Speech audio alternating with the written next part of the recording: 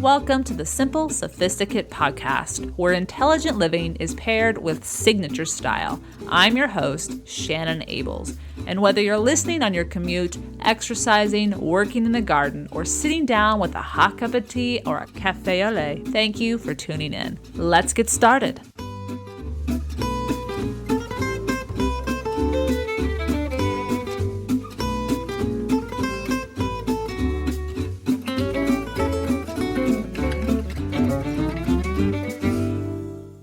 Welcome to the 245th episode of the Simple Sophisticate.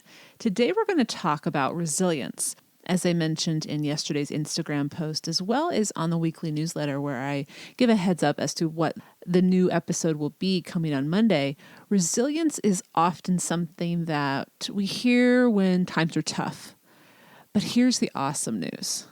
When we have resilience in our good days, we actually make those tough moments that much easier to get through. But that might sound initially contradictory. How does that work? What do you mean? How is that possible? Why do I need resilience in my good days and my okay days? My days are going fine. Well, that's what we're going to talk about today. And I'm going to share 10 ways resilience during good times can elevate your everydays. But before I get into that, this week's Petit Plaisir is a film that I absolutely loved and was inspired by. I found myself crying, tears of joy and appreciation. Anyway, I'll get to that at the end of today's episode, so stay tuned. It's still in the theaters, and so you can still go see it if it's something that's going to interest you. But let's get into today's topic, resilience. Today's episode is inspired by a book titled Resilient: How to Grow an Unshakable Core of Calm, Strength, and Happiness by Rick Hanson, Dr. Rick Hanson. And it came out last year with great reviews. And I want to begin with a quote from the book. Resilience is more than bouncing back from adversity. People who are resilient keep pursuing their goals in the face of challenges. Consequently, learning how to regulate your brain's motivational machinery is a key aspect of resilience.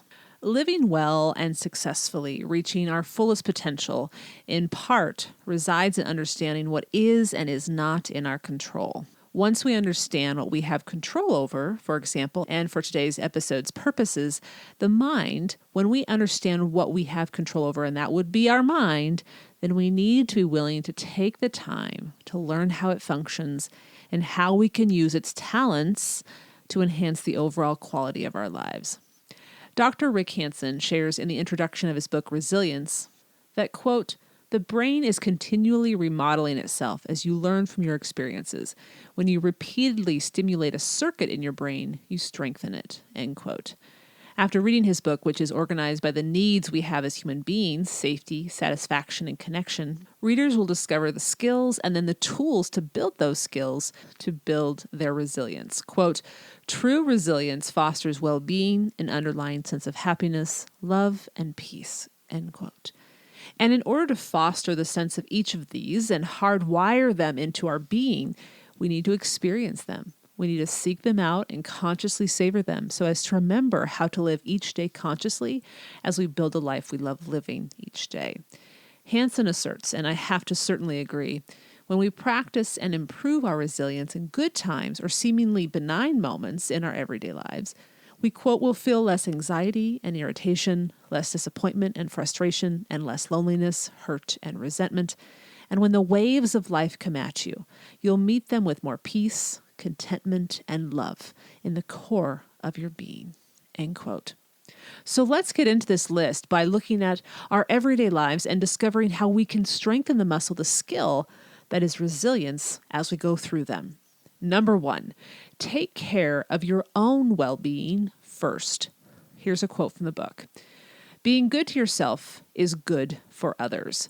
When people increase their own well-being, they usually become more patient, cooperative, and caring in their relationships." We can only give our best selves when we care for ourselves well. When our needs are met, we can then help others who are in need of generosity, understanding, and patience. And you may remember earlier this year, episode 242, I shared 31 ways to practice true self-care. So if you want to dive into how to take care of yourself and your own well-being, check out episode 242. So that's number one. And we can do that, this taking care of our well-being, every single day. Number two, notice and savor enjoyable moments. I love this one because it involves things that we want to do as well as things we don't want to do, but we can turn those things into awesome opportunities to find enjoyable moments within them. So creating the habit of being self-compassionate is a learned skill. And with any skill, it takes conscious effort and repetition to habituate the skill into our default systems.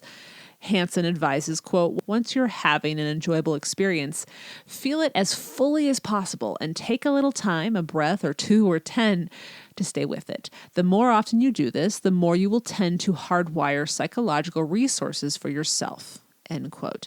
So once you have strengthened the skill of noticing enjoyable moments, slowing down to recognize them and fully appreciate them, and savoring them, you will be better able to utilize this observational skill during those difficult times as well as the joyous times, which in doing so makes those not so fun times more enjoyable. So number 2 is enjoy and savor enjoyable moments.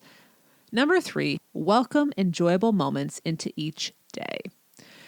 So this is kind of building off the last one. So conscious living is thoughtful living, to pay a close attention to how our days are constructed.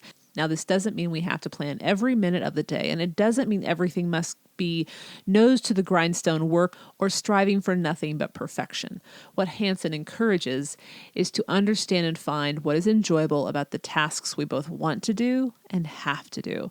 Completing a project at work, for example, while the entire task may not be enjoyable, ask yourself what is enjoyable and focus on that.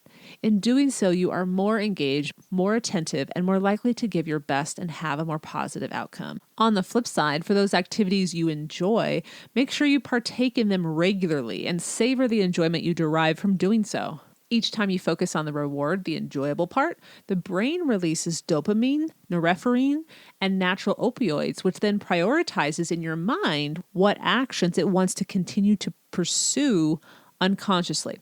So essentially, you are beginning to hardwire your brain for wanting to do things that you consciously know will add quality to your life, whether the enjoyment comes from have-to tasks or want-to tasks.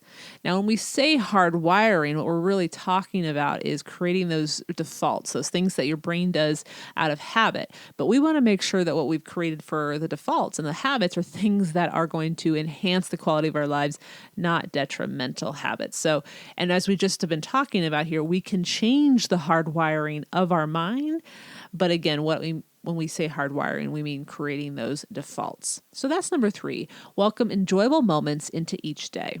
Number 4, repeat the superpowers you want to be part of your brain's hardwiring. A quote from the book. The more neurons fire together, the more they wire together. In essence, you develop psychological resources by having sustained and repeated experiences of them that are turned into durable changes in your brain, end quote. Hanson shares that our character strengths, mood, skillful ways, outlook, good habits, etc., are predominantly learned, as only 1/3 are innate in our DNA. The remaining 2/3 are acquired through learning. This is good news, but it also means we have a massive responsibility that we are who we either consciously or unconsciously choose to become, as Hanson coins, who we learn to be. So number 4 is repeat the superpowers you want to be part of your brain's hardwiring. Number 5, encourage beneficial experiences. Quote, see the jewels around you, end quote. The brain's negativity bias is programmed to protect us, and so it will bring to the forefront, if we are not the master of our minds, all the negative in our days. However, when we understand why the brain is doing this, we can counteract it, seeking out, observing, and savoring and incorporating more positive little moments into our day. From savoring your breakfast or that cold glass of water after a long walk, observing the beauty of the day or the happy step of your pup as you head out for your walk. When we pay attention to the good experiences, we are nurturing our well-being, Why? Because if we are regularly letting the negative take the stage of our attention, there is, quote, wear and tear on your body and your mind. So number 5 is encourage beneficial experiences. Now we're going to talk more about these beneficial experiences and seeking them out in our everydays after I introduce you to today's sponsor. So I'll be right back with the remainder of this list. Drops. Drops delivers powerful and eco-friendly cleaning products direct to your door. From laundry detergent pods to dishwasher detergent pods, they've got you covered. By selling direct to you, they avoid the middleman and offer their product for a fraction of the price offered by their competitors. Use less, save more. That's the convenience of Drops. Drops was awarded the 2017 EPA Safer Choice Partner of the Year for outstanding achievement in formulation and product manufacturing of both consumer and institutional industrial products. Drops has never tested on animals and believes in kindness, not in taking harmful shortcuts, and is entirely manufactured in the USA. They're proud to offer effective green cleaning products manufactured right here in the United States. They believe in supporting local jobs, communities, small businesses, and fair wages. Add a dose of aromatherapy to your laundry with Drops detergents, lightly scented with essential oils and botanical extracts. And this is what I sincerely enjoyed about having and using the Drops pods for my laundry. When I'm washing my sheets especially, I've used the lavender drops, and it just adds a nice little touch of freshness to the sheets. And then I will air dry my sheets as I do for my linen sheets. But this is something that not only does the job that we want it to do, clean our laundry, but also makes us feel good about contributing positively and thoughtfully. Now, as a Simple Sophisticate listener, Drops is offering an extra 30% off your first order. Simply visit Drops, that's DROPPS.com/simple30. That's drops.com/simple30, and then enter simple30 to get an extra 30% off your first order of convenient, plastic-free, eco-friendly cleaning. Every drop counts. Again, that's drops.com/simple30, and don't forget to use the promo code SIMPLE30. As we get back into our list, number 6, I think, is probably the fundamental one to understand in so many different aspects of our lives, and it's all about learning. Number 6, understand the essence of what learning is. What we learn, we become. And since 2/3 of who we become is learned, knowing how to learn is essential. So we can do it well and then learn what will improve the quality of our everydays and overall lives. Hanson's acronym for learning is HEAL, HEAL. H, have a beneficial experience, then E, enrich that experience, then A, absorb it, and finally L, link it to replace or soothe painful material. The first 3 steps are the essence of learning. Have a beneficial experience, enrich it, then absorb it. With that said, we need to live consciously. We need to choose experiences that are beneficial or have the potential to be beneficial.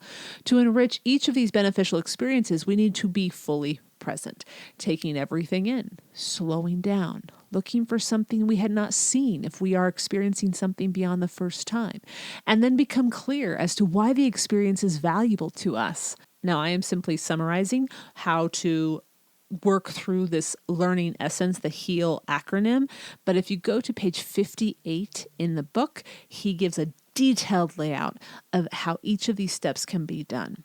Now, once you have enriched the learning, so you're through having the experience and then enriching it, you then need to savor the experience or absorb it. To be clear, and Hanson points this out, and I think it's vitally important to not misunderstand, absorbing doesn't mean hanging on, clinging, and not letting go. In fact, because you were never holding on to it, just noticing it, being present with the experience and appreciating it. Absorbing has to do with letting yourself feel good, letting yourself bask in the warmth of what has been part of your experience, and in your own way, letting it become a part of you. Experiences stay with us forever, potentially, if we want them to. So make sure the experiences that stick are ones that are truly jewels. So that's number 6. Understand the essence of learning. 7, I'm using a phrase from the book because I think it states it very, very well. And as an analogy, let the flowers pull the weeds. I love this analogy, and the neurology behind the concept demonstrates how we can rewire our mind to reframe or eliminate negative thoughts and unhelpful attitudes about life and replace them with beneficial ones. Hansen points out that practicing mindfulness will be a helpful tool to be able to grow flowers whilst bringing as well to our attention the weed you want to replace. Because when you are able to hold two thoughts simultaneously in your mind, it is then that the good can begin to replace the negative, as you are able to recognize that good that is true and begin to chip away at what is no longer serving you. So number 7 is let the flowers pull the weeds. Number 8, be mindful of the self-critic and strengthen the inner nurturer. Here is a quote from the book. There are 2 different attitudes or voices inside us all, one that is nurturing and another that is critical, one that lifts up and one that weighs down. This is perfectly normal. The inner nurturer brings self-compassion and encouragement. The inner critic helps you recognize when you've done wrong and what you need to do to set things right. For most people, the inner critic goes way overboard. It's big and powerful, while the inner nurturer is small and ineffective, which wears down mood, self-worth, and resilience. End quote. The inner critic needs to be kept in check, and this can be hard to do when moments in life, people in our lives, become frustrating or hard to work with. We can be excessively harsh on ourselves, which is why in such moments, we especially need to have a strong inner nurturer. A simple truth to keep in mind is that over time, those of us who allow our inner critic to run rampant are actually less productive in what we are critical about. And ultimately, that bleeds into our overall quality of life and the elevation of living well that we are able to reach. So number 8, just remember that it's okay to be critical on ourselves to a point, but it's often something that we've strengthened too much and it becomes too harsh. And what we should be focusing on is strengthening that inner nurturer within ourselves. So that's number 8. Number 9, practice liking more and wanting less. Quote, the root of wanting means lack. It's natural to like things that are pleasurable, such as a sweet dessert with friends. But issues arise as we move from liking to wanting, from enjoying a meal together to insisting on the last piece of pie. End quote. When we let our auto-wanting take control, we are pulled from the present. We are infusing our minds with the belief that we are not enough, or what we already have is not enough. This is draining physically and potentially financially. Instead, practice appreciating, window shopping, so to speak. Whenever you feel, quote, any sense of pressure, compulsion, or mustness, end quote, take a breath, recenter yourself, and remind yourself that the advertisers are doing their job, but you can still appreciate the beauty, goodness, and awesomeness without funding their cause. This is where the skill of being content will help tremendously. As was shared in last week's episode 244, contentment can be felt every day, all day, as contentment is not dependent upon external sources. And when we are able to be content, it becomes easier to like versus want, which is number 9. Practice liking more and wanting less. Number 10, healthy intimacy begins with healthy personal autonomy. Quote, paradoxically, in order to get the most out of we need to stay centered in me, end quote. Intimacy, as it appears in our lives, can be cultivated with mere acquaintances as well as a romantic partner of 50 years. As defined in the book, intimacy is, quote, to make familiar or known, end quote. And the knowledge of self and security within oneself is the foundation. Let me say that one more time. The knowledge of self and security within oneself is the foundation of these healthy, intimate relationships. Because when you are confident that you are able to take care of yourself, you can step forward to be engaged with others, knowing your limits, knowing your boundaries, and if necessary, knowing that if the limits or boundaries are not respected, you can step back and take care of yourself well. With the relationships you begin to build or relationships you are currently in, Assess if they are able to do the following 4 things. First, enable you to fully express your thoughts and feelings. 2, you are able to ask for what you want. 3, you can trust your judgment if others disagree with you. And 4, you can stand up to others. If you are unable or were unable to, in past relationships that no longer are part of your life, to do any of these 4 things, you may recognize you do not have full personal autonomy in that particular relationship. These may be relationships you either now recognize need to be stepped away from, as you now can pinpoint why you just don't feel right about them, or if it's only one of them that's the issue on the list, you have a specific focus now that you can bring up if you would want to improve the relationship and strengthen it. A quote from the book: "Much autonomy enables intimacy, and intimacy supports autonomy. Close and nurturing relationships help a person feel safe and worthy as an individual, which promotes a confident independence. In a positive cycle, autonomy and intimacy feed each other. Together, they make you more resilient." End quote.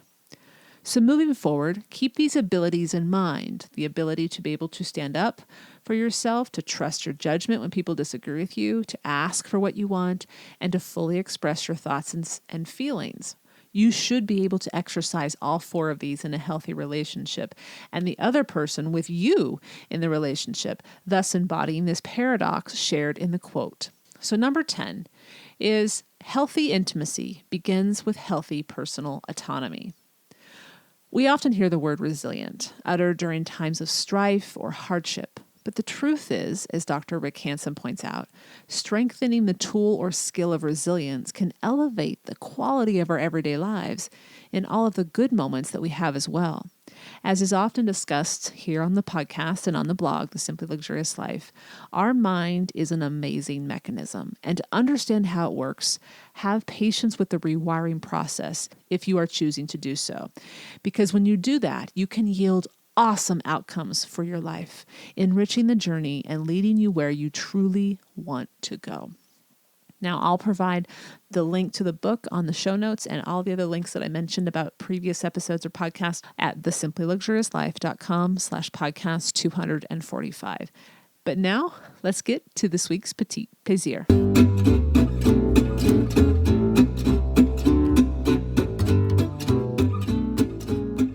This week's Petit Plaisir is a film I saw a couple weekends ago. So if you follow me on Instagram, you know what I was watching. It's called On the Basis of Sex. And it just came out over Christmas, the Christmas holiday, the end of this last year. And it stars Felicity Jones as Justice Ruth Bader Ginsburg and Armie Hammer as her husband, Marty Ginsburg. Here is the trailer to give you a glimpse of what the film's about. And then I'll come back and share a few more interesting tidbits. I feel the fire begin to rise.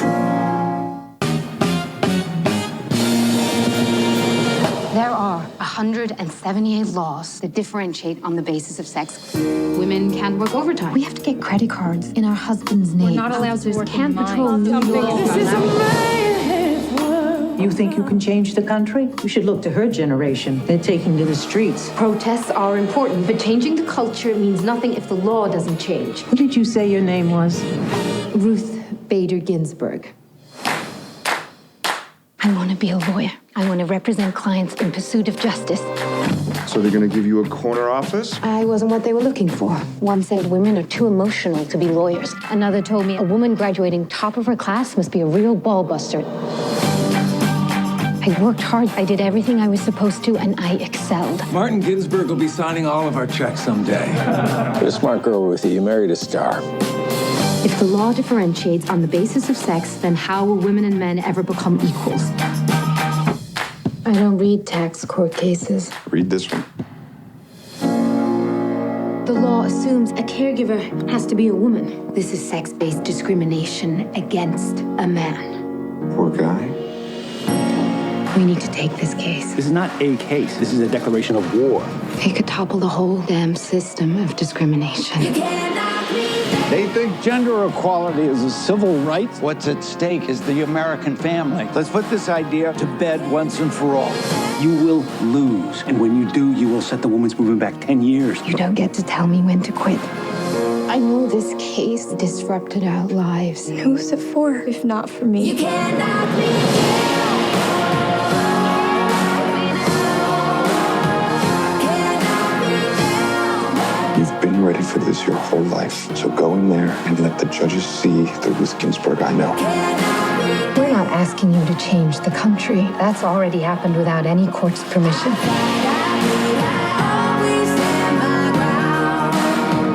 The word woman does not appear even once in the U.S. Constitution. Nor does the word freedom, Your Honor. I feel the fire begin to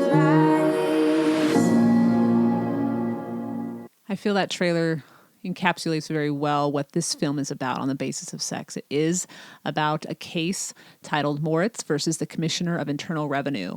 And it is about a man, a bachelor who never married, who was taking care of his mother who needed in-care or home assistance. And he asked for a tax write-off for the work that he was doing for his mother. And because he was a man, they would not consider it a tax write-off.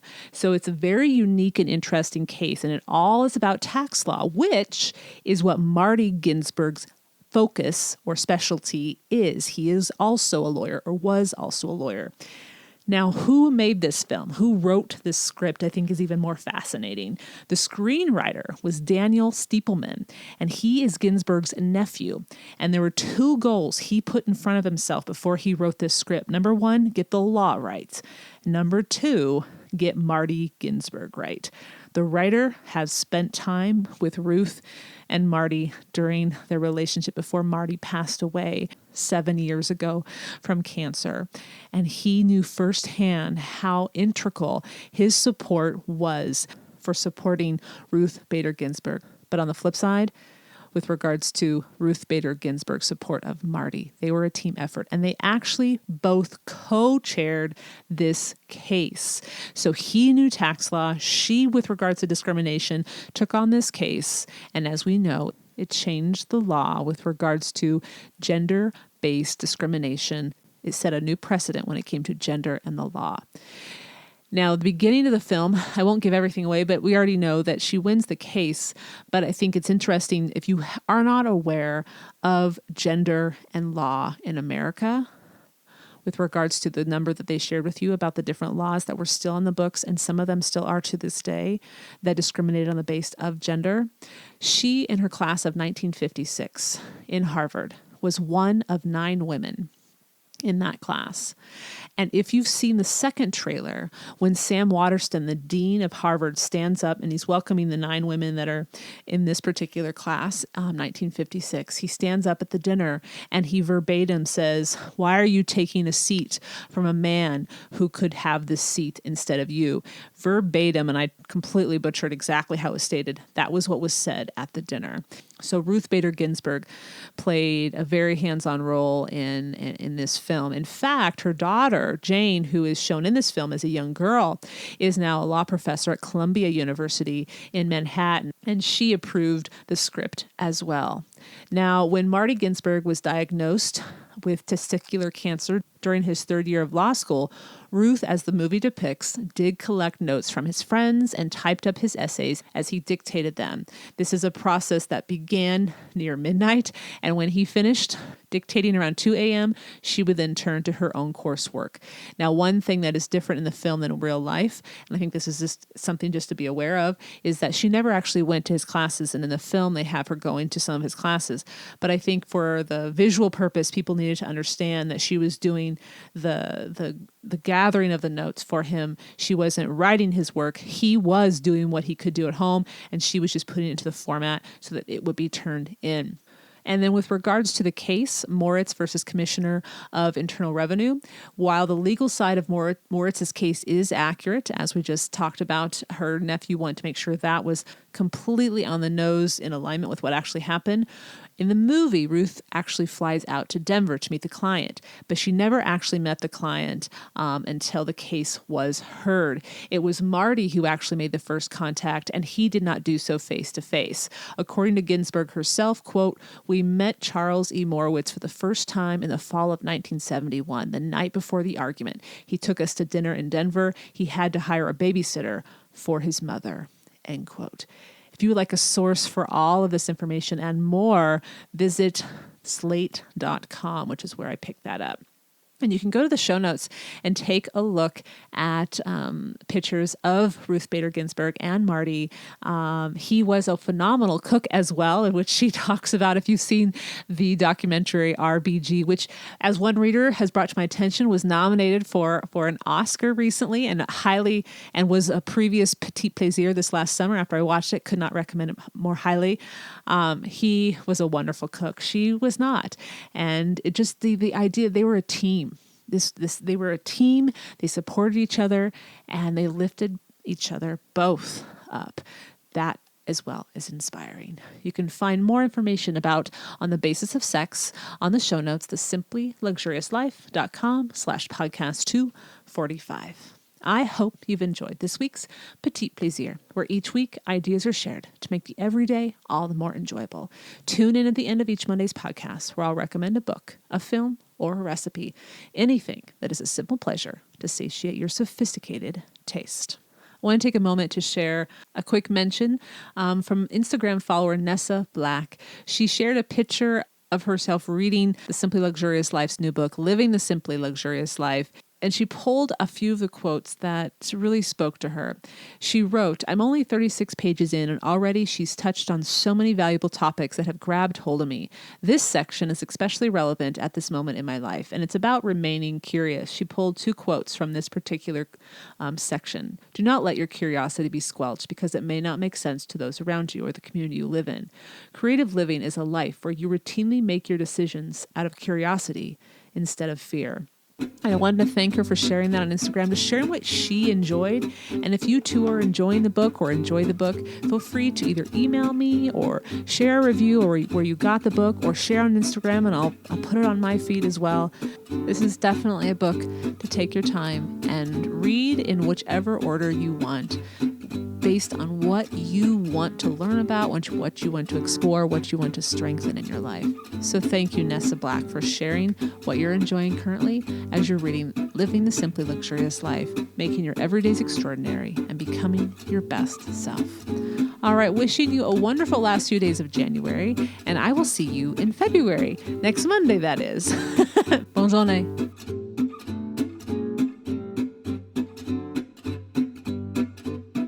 Thank you for tuning in to the Simple Sophisticate podcast, where intelligent living is paired with signature style. For more ideas and inspiration throughout the week, visit the blog, thesimplyluxuriouslife.com, or pick up my new book, Living the Simply Luxurious Life, Making Your Everydays Extraordinary and Discovering Your Best Self. You can also pick up my first book, Choosing the Simply Luxurious Life, A Modern Woman's Guide, which is available now in paperback, ebook, and audio versions on Amazon, Audible, and iTunes, or wherever books are sold. To stay caught up on the most recent episodes of the podcast, blog posts, my new cooking show, and receive exclusive news as well as an extra dose of inspiration to jumpstart your weekend, subscribe to the Simply Luxurious Life's weekly newsletter, which arrives in your inbox each Friday to enjoy with a hot cup of tea or a morning cup of coffee. Until next Monday, I'm your host, Shannon Ables. Bonne journée!